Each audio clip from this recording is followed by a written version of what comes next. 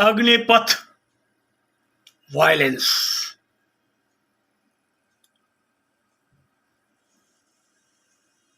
दंगाइयों पर एक्शन कैसे होता है, वाराणसी के डीएम ने बखूबी बताया है। साथियों,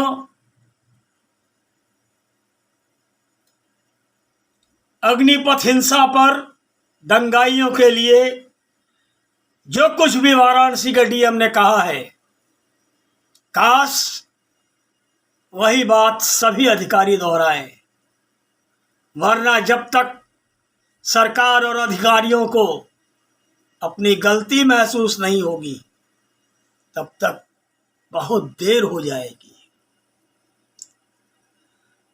अग्निपथ भर्ती योजना के खिलाफ हुए प्रदर्शन के दौरान हिंसा करने वालों से सार्वजनिक संपत्तियों के नुकसान की भरपाई की जाएगी।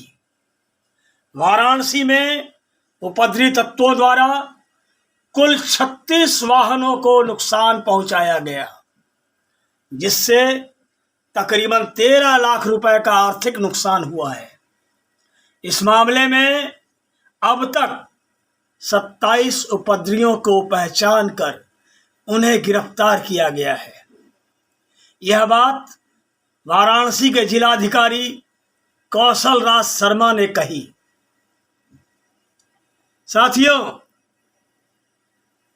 दंगाइयों पर एक्शन कैसे होता है, वाराणसी के डीएम कौशल राज शर्मा ने स्पष्ट बता दिया है।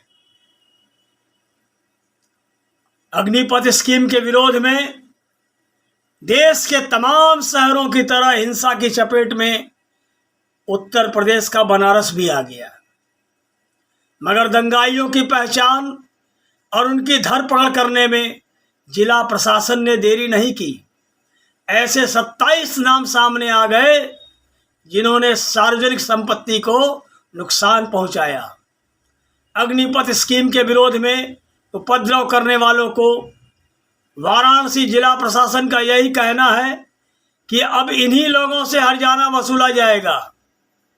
बीते 17 जून को अग्निपथ स्कीम के विरोध में लगभग 150-200 उपद्रवियों ने पथराव और डंडों के जरिए बस और अन्य वाहनों को अपना निशाना बनाया और उनके शीशे, हेडलाइट और सीट तोड़ दी। बात नुकसान की हो तो दंगाइयों की इस ओछी हरकत से वाराणसी रोडवेज को करीब 4 लाख रुपए और Varanasi city transport services limited को 9 लाख रुपए का नुकसान हो गया।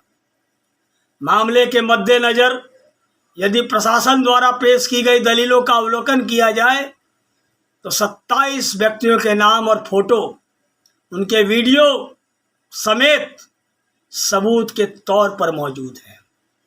अग्निपथ स्कीम के नाम पर वाराणसी जिला प्रशासन न केवल सख्त हुआ है, उसने एक नज़ीर भी स्थापित की है।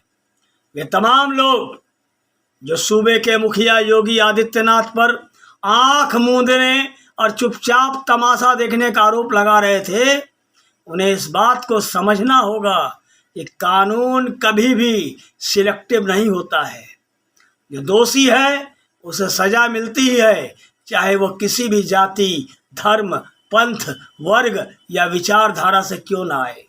क्योंकि अग्निपथ स्कीम के विरोध में हिंसा वाले इस दौर में यूपी में वाराणसी से बड़ी पहल हुई है। इसलिए अब चाहे वो यूपी के अन्य शहर हो या फिर देश के अलग अलग राज्य, तमाम जगहों के जिला प्रशासन को वाराणसी जिला प्रशासन द्वारा पेश की गई नज़ीर का न केवल पालन करना चाहिए बल्कि तत्काल प्रभाव से इसे असली अमली जामा पहनाना चाहिए और सख्त से सख्त सजा देनी चाहिए इन उपद्रवियों को। विषय बहुत सीधा है। जिस तरह हर दिन बीतने के साथ हिंसा के नए मामले सामने आ रहे हैं, जैसे बसों और ट्रकों के शीशे फोड़े जा रहे हैं, रेलवे स्टेशन को नुकसान पहुंचाया जा रहा है, पटरियों को उखाड़ा जा रहा है, ट्रेन की बोगियों और आम लोगों की गाड़ियों को आग के हवाले किया जा रहा है। ऐसा इसलिए हो रहा है कि प्रशासन सख्त नहीं है और पुलिस प्रदर्शनकारियों को मनाने में लगी है। अग्निपथ स्कीम के विरोध में सड़क पर उतरे और उत्पात मचाने वाले दंगाइयों की गतिविधियों से जनजीवन तो प्रभावित हो ही रहा है, और चूंकि बात अब विरोध के नाम पर राष्ट्र की संपदा को नुकसान पहुंचाने की आ गई है, तो मैं इतना जरूर कहूंगा कि चाहे वो पुलिस हो या फिर जिला प्रशासन, यदि वो वाकई लॉ एंड ऑर्डर के लिए गंभीर है और चाहता है कि शांति बनी रहे, तो उसे निष्पक्ष होकर हुड़दंग करते प्रदर्शनकारियों पर लठ बजाते हुए उन पर गंभीर धाराओं जैसे देशद्रोह में मुकदमा दर्ज किया जाना चाहिए। तो और क्योंकि बुलडोजर न्याय का है और इसके चलते यूपी के मुख्यमंत्री योगी आदित्यनाथ ख्याति प्राप्त कर रहे हैं, अलग अलग शहरों में जिला प्रशासन को चाहिए उस शख्स का घर बुलडोजर से रौंद दें जिसने देश को नुकसान पहुंचाने की नीयत से कोई भी ऐसी गतिविधि को अंजाम दिया जिसकी इजाजत न कानून देता है और न ही संविधान।